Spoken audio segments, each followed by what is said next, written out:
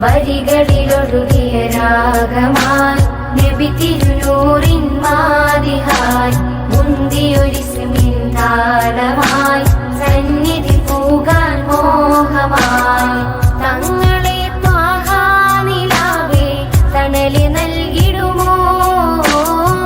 ബിസ്മില്ലാഹിർ റഹ്മാനിർ റഹീം. മാ യൽതഫിത് മിൻ ഖൗലിൻ ഇല്ലാ ലദൈഹി റഖീബുൻ അതീദ്. ஸல்லல்லாஹு அலைஹி. புகழும் புகழ்ச்சியும் ஏகவல்லவனாகிய எல்லாம் வல்ல அல்லாஹ்வுக்கு உரித்தாகட்டுமாக. அவன் சாந்தியும் சமாதானங்களுள்ள தலைவர் அண்ணல் பெருமான் முஹம்மது ரசூலுல்லாஹ் ஸல்லல்லாஹு அலைஹி வஸல்லம் அவர்கள் மீதும் பாக்கியம் நிறைந்த இந்த உம்மத்தினர் எல்லாம் அத்துணை நபர்களின் மீதும் எல்லாம் வல்ல அல்லாஹ்வின் வற்றாத கருணை என்றென்றும் நீங்காமல் நிலவுமாக. கண்ணியத்திற்குரிய அல்லாஹ்வின் நல்லடியார்களே, அல்லாஹ் ஜல்ல ஷானஹு தஆலா இந்த மனிதர்களினுடைய உடலிலே ஏராளமான ஞானத்துகளை படிப்பினைகளை வைத்திருக்கிறார். அதன் மூலியமாக மனிதனுக்கு நலவுகளும் இருக்கிறது, ஷர்ராத்துகள் தீங்கும் இருக்கிறது.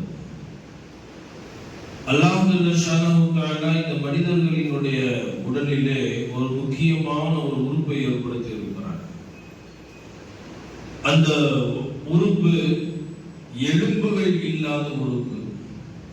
அதன் மூலியமாக பல உள்ளங்கள் உடைந்து போகின்ற உறுப்பு. அதன் மூலியமாக பல நபர்களினுடைய எண்ணங்கள் தவறான பாதைக்கு இழுத்து செல்லுகின்ற அளவுக்கு மிகவும் சக்தி வாய்ந்த உறுப்பு. அல்லாஹ் ஜல்ல ஷானஹு தஆலா அந்த மனிதனுக்கு நாவ் என்ற ஒரு சிறந்த உறுப்பை ஏற்படுத்தியிருக்கிறார். ஒரு மனிதனிடத்திலே வாய் இருக்கிறது, பற்கள் இருக்கிறது, நாவு இருக்கிறது. அந்த நாவு சுழலவில்லை என்று சொன்னால் இருந்தும் பிரயோஜனம் இல்லை. அந்த நாவின் மூலியமாக ஒரு வார்த்தை மனிதனை உயர்த்தி விடுகிறது, அதன் மூலியமாக அவனை தாழ்த்தியும் விடுகிறது. கனிமிக்க அல்லாஹ்வின் நல்லடியார்களே, இந்த மனிதன் பேசுகின்ற அந்த வார்த்தையை எழுதுகின்றவர்கள் அவர்கள் இல்லாமல் இவன் எதையும் பேசுவதில்லை என்பதாக அல் குர்ஆன் மிக அழகாக சொல்லிக்காட்டும். அல்லாஹ் ஜல்ல ஷானஹு தஆலா இரண்டு கண்காணிப்பாளரான மலாயிகத்துமார்கள் இல்லாமல் இந்த மனிதன் எதையும் தன் நாவால் இருந்து ஒழிய முடியாது என்பதாக அல்லாஹ் குர்ஆனிலே கூறி காட்டுவார். கண்ணியமிக்க அல்லாஹ்வின் நல்லடியார்களே, பொதுவாக தமிழ் பல மொழிகளில் சொல்லுவார்கள் அல்லவா, ஒரு வார்த்தை வெல்லும், இன்னொரு வார்த்தை கொல்லும் என்று சொல்லுவார்கள். ஒரு மனிதர்களினுடைய வார்த்தை, அவர் ஒரு வார்த்தை மட்டும் பேசி விடுகிறார், தன்னுடைய மனைவியை விட்டு தூரமாகி விடுகிறார். அதே ஒரு வார்த்தையை பேசுகிறார், அவருடைய வாழ்க்கையை புதுப்பித்துக் கொள்கிறார். இப்படி எல்லா நேரங்களிலும் எல்லா கட்டங்களிலும் அந்த மனிதனினுடைய நாவு என்பது மிக முக்கியமானது. அதனால்தான் தினந்தோறும் காலையில் மனிதர்களினுடைய அனைத்து உறுப்புகளும் நாவை பார்த்து சொல்லுவான், இத்தகுல்லாஹ், நீ அல்லாஹ்வை பயந்து கொள். ஏன் தெரியுமா? நீ சரியாக இருந்தால், நீ நேராக இருந்தால் நாங்களும் நேராக இருப்போம். நீ கொஞ்சம் கோணலாக இருந்தால் நாங்களும் கோணலாக மாறிவிடுவோம். நீ அல்லாஹ்வை பயந்து கொள் என்று தினந்தோறும் மனிதர்களினுடைய அனைத்து உறுப்புகளும் நாவிடத்திலே பேசுகிறது என்பதாக ஸல்லல்லாஹு அலைஹி வஸல்லம் சொல்லி காட்டுவார்கள். அன்னித்துக்குரிய அல்லாஹ்வின் நல்லடியார்களே, ரசூலுல்லாஹி ஸல்லல்லாஹு அலைஹி வஸல்லம் மிஅராஜினுடைய பயணத்திற்கு சென்று வந்த பிறகு இந்த மக்களை பார்த்து அதிகமாக இந்த நாவினுடைய விஷயத்தில் பெண்களை எச்சரித்திருக்கிறார்கள். யா மஅஷரன் நிசா, பெண்களே, தஸத்தக்ன, அதிகம் தர்மம் செய்து கொள்ளுங்கள். அக்ஸிருல் இஸ்திக்ஃபார், அதிகம் இஸ்திக்ஃபார் செய்து கொள்ளுங்கள். ஏன் தெரியுமா? நான் நரகத்தில் அதிகமாக உங்களை நான் பார்த்தேன் என்பதாக ஸல்லல்லாஹு அலைஹி வஸல்லம் சொன்னபோது கொஞ்சம் விவரம் தெரிந்த ஒரு பெண் எழுந்திருந்து கேட்கிறார்கள், வமாலனா யா ரசூலல்லாஹ், நபியே நாயகமே, நாங்கள் அதிகமாக நரகத்தில் இருப்பதற்கு என்ன காரணம்? துக்ஸிருல் லஅன, நீங்கள் அதிகம் சாபம் விடுகிறீர்கள். வதுக்ஃபிருல் அஷீர், உங்களினுடைய கணவன்மார்களுக்கு நன்றி கெட்டவர்களாக இருக்கிறீர்கள் என்று ஸல்லல்லாஹு அலைஹி வஸல்லம் அவர்கள் பெண்களை எச்சரித்திருக்கிறார்கள். கண்ணியத்திற்குரிய அல்லாஹ்வின் நல்லடியார்களே, அந்த ஒரு வார்த்தை, ஒரு சாபம் விட்டு விடுகிறோம், அது நரகத்தின் பக்கம் நம்மை இழுத்து விடுகிறது. ஒரு நன்றி கெட்டத்தனமாக நடந்து விடுகிறோம், அது நரக படுகொலைக்கு நம்மை சொந்தமாக ஆக்கி விடுகிறது.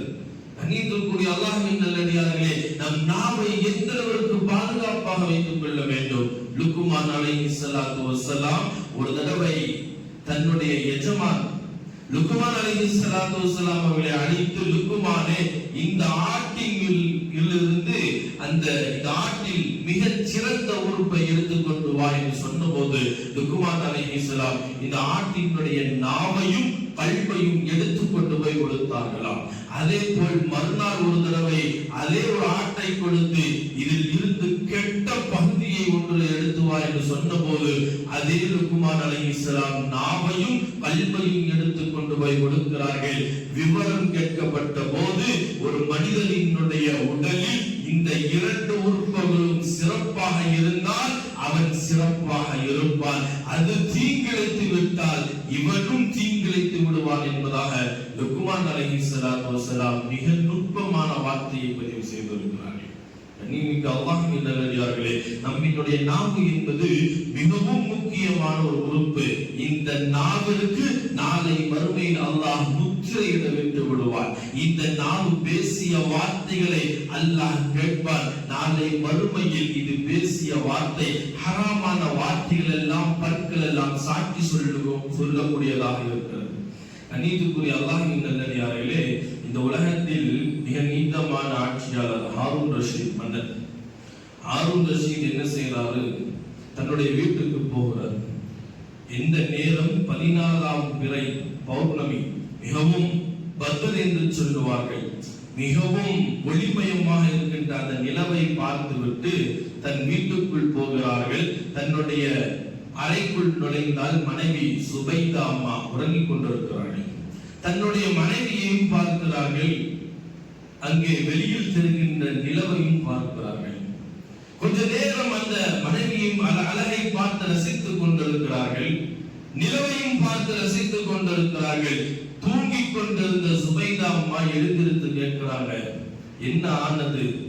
உடனே ஹாரூன் ரஷீத் சொன்னாரு, இல்ல சுபைதா, உன்னுடைய முகத்தினுடைய அழகை பார்க்கிறேன், வானில் தோன்றிருக்கின்ற நிலவின் அழகையும் பார்க்கிறேன், யாரினுடைய அழகு மிகவும் அழகாக இருக்கிறது என்பதை என்னால் கணிக்க முடியவில்லை என்று சொல்கிறார்கள். உடனே அந்த அம்மாவுக்கு கொஞ்சம் மகிழ்ச்சி, கணவர் இப்படி பேசுறாருன்னு சொல்லி என்ன செஞ்சிடறாங்க, இதில் என்ன சந்தேகம், இந்த சுபைதாவினுடைய அழகுதான் மிகப்பெரிய அழகு, நிலவினுடைய அழகை விட என்று சொன்ன உடனே ஹாரூன் ரஷீத் மன்னர் ஒரு இறையச்ச தக்வாவுடைய மனிதர், அவருடைய உள்ளத்தில் தோன்றுகிறது, சுபைதாவினுடைய இந்த வார்த்தை கொஞ்சம் பெருமைக்கு சொந்தமானதாக இருக்கிறது என்று யோசித்து கொஞ்சம் கடுகடுத்தவராக சுபைதாவிடம் சொல்கிறார், சுபைதா, நீ சொன்ன இந்த வார்த்தை உண்மையாக இருந்தால் நாளை காலை ஃபஜ்ர் தொழுகைக்குள் இதை நீ நிரூபிக்க வேண்டும், இல்லை என்றால் ஃபஜ்ர் தொழுகைக்கு பிறகு நீ தலாக் சொல்லி விட்டு சென்று விடுகிறார். இந்த அம்மா இப்ப யோசிக்கிறாங்க, கொஞ்சம் வேகப்பட்டு கொஞ்சம் ஆர்வப்பட்டு ஒரு வார்த்தை, ஆசையாக சொன்ன அந்த ஒரு வார்த்தை இப்பொழுது தன்னுடைய வாழ்க்கை கேள்விக்குறி.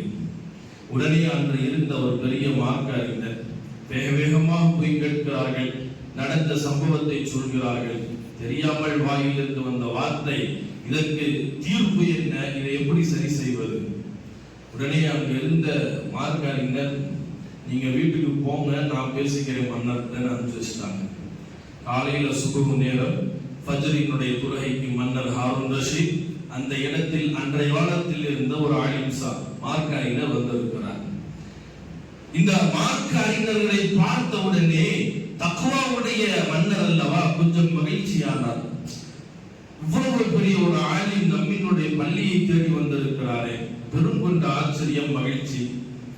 தொழுகை முடித்தவுடன் கேட்கிறார்கள் சந்தோஷத்தோடு, இவ்வளவு தூரம் பயணப்பட்டு நம் பள்ளிக்கு வந்திருக்கிறீர்களே, தங்களை சந்திக்க வேண்டும் என்றுதான் வந்திருக்கிறேன். சரி, இதையெல்லாம் தாண்டி ஒரு முக்கியமான சட்டத்தை உங்களிடத்தில் கேட்டு தெரிந்து கொள்ளலாம் என்று வந்திருக்கிறேன். ஹாரூன் ரஷீதுக்கு ஒரு பெரும் கொண்ட கேள்விக்குறி. ஆலிம்களிடத்தில் நாம் போய் சட்டங்களை கேட்டுக் கொள்வோம், ஒரு ஆலிம் நம்மிடத்தில் சட்டம் கேட்டு வந்திருக்கிறார் என்று ஒரு பெரிய ஆச்சரியம். உடனே அந்த ஆலிம் சார் கேட்கிறாங்க, குர்ஆன்ல இருக்கிற சூரத்து தீன் என்று சொல்லப்படுகின்றவர் தீனி வஸைத்தூன். அல்லாஹ் சூரத்து தீன்ல தேனியின் மீது சத்தியம் செய்கிறான், ஜைத்தூனின் மீது சத்தியம் செய்கிறான். அது அப்படி ஒரு லகத் ஹலக்னல் இன்சான ஃபீ அஹ்ஸனி தக்வீம். அல்லாஹ் படைத்த படைப்புகளில் மனிதன் மிகவும் அலங்காரமாக இருக்கிறான். இந்த செய்தியை மன்னர் ஹாரூன் ரஷீதுக்கு சொல்லிட்டு அல்லாஹ் இந்த உலகத்துல வேற எந்த படைப்பினங்களையும் சொல்லல, மனிதனை மட்டும் சொல்றான், மிக அழகாக படைத்திருக்கிறேன். ஆமா, ஹாரூன் ரஷீத் மண்டை ஆற்றார். ஆமா, மனிதன் அல்லாஹ் இவ்வளவு அழகாக படைத்திருக்கிறானா? அப்போ நேற்று இரவு சுபைதா உங்களிடத்தில் சொன்னார்கள் அல்லவா, அந்த நிலவை விட இந்த சுபைதாவின் அழகு மிகவும் பெரியது என்று. அவர்கள் சொன்னது நியாயமான வார்த்தை தானே என்று அந்த இடத்தில் அந்த மார்க்க அறிஞர் ஹாரூன் ரஷீத் மன்னருக்கு விளக்கம் கொடுக்கிறார். அந்த இடத்தில் தெளிவு பெறுகிறானே. சொல்ல வருகின்ற செய்தி, அந்த அம்மா கொஞ்சம் ஆசைப்பட்டு ஆர்வப்பட்டு தன்னுடைய அழகுதான் பெருசுன்னு நினைச்சிட்டு சொல்லிட்டாங்க. காரணம், அந்த அம்மாவினுடைய வார்த்தை கொஞ்சம் கேள்விக்குறி, வாழ்க்கையே கேள்விக்குறியாக ஆகுகின்ற அளவிற்கு ஆகிப்போனது. கண்ணியத்திற்குரிய அல்லாஹ்வின் நல்லடியார்களே, நம்முடைய வாழ்க்கையிலும் இப்படித்தான். எல்லா நேரங்களிலும் எல்லா காலகட்டங்களிலும் தான் என்று, தனக்கு மட்டும்தான் எல்லாம் தெரியும் என்று ஒரு சில வார்த்தைகளை மக்களுக்கு மத்தியில் பயன்படுத்தி விடுகிறோம். அது பெரும் கொண்ட பாவங்களில் போய் நரகத்தினுடைய குழிக்கு நம்மை சொந்தக்காரர்களாக ஆக்கி விடுகிறது. அல்லாஹ் ஜல்லஷானஹு தஆலா இது போன்ற பேச்சுக்களில் இருந்து நாவை பாதுகாக்கின்ற நசீபை நம் அத்தனை நபர்களுக்கு தந்த முடிவானாக. ஆஹர் தஅவானா